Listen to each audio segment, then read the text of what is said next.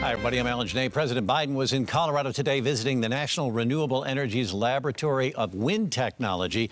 That's their Wind Technology Center in Arvada. Thanks for joining us at 6 o'clock.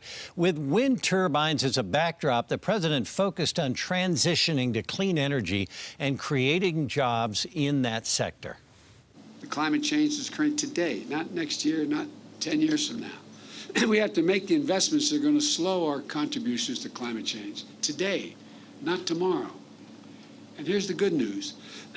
Something that is caused by humans can be solved by humans. Mr. Biden talked about the drastic change in affordability for renewable energy like wind and solar power and an ambitious shift in how we power this nation. Now, the president said our country is blinking code red on the need to combat climate change. Our political specialist, Sean Boyd's with me right now to update you on what he said today. And the president is hoping to build support here now for his $3.5 trillion budget bill. That includes some sweeping changes that would address climate change, right? If this bill passes, Alan, and its fate is certainly in question, it would be the biggest shift yet away from fossil fuels and toward renewables. The proposal would affect everyone from utilities and automakers to unions in the energy sector, and its impact in Colorado would be significant. But we face a crisis with an unprecedented opportunity to create good jobs of the future, create industries of the future, to win the future, to save the planet. As the president pitched his plan to combat climate change, he pointed to wildfires and floods, drought and record heat, saying the extreme weather events will cost the country more than $100 billion this year alone. Look, we got to get real about what's going on. I really mean it. Think about it. The only debate is around what we do to confront this crisis, and that shouldn't even be a debate. But critics say his words are at odds with his actions. Just last month, the White House called on OPEC to boost oil production amid concerns about rising gas prices and inflation.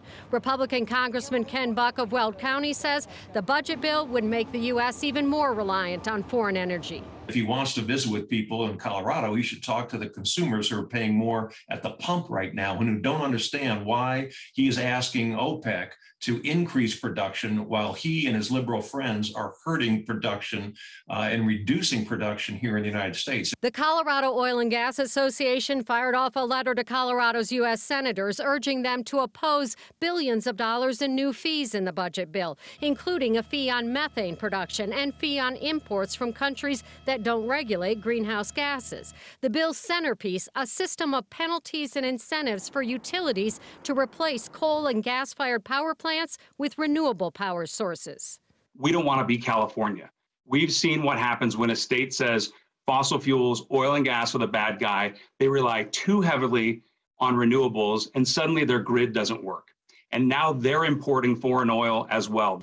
We can do all of this in a way that creates good jobs. The president says the country can and must reach 100% carbon-free power by 2035. Xcel Energy says its grid will be 80% renewable by 2030. Drought or a fire doesn't see a property line. It doesn't give a damn for which party you belong to. That may be, but the budget bill is plenty political. Democrats are using a procedure called reconciliation to pass it with 50 votes instead of the 60 votes required for most bills. With no Republicans supporting it, the House can't lose more than 3 Democrats, and the Senate needs every Democrat for passage. And right now, they just simply don't have it. Some Democrats say that $3.5 trillion price tag is too steep. And it is a tough case to make. This is Washington, you know, it's got to get figured out at some point.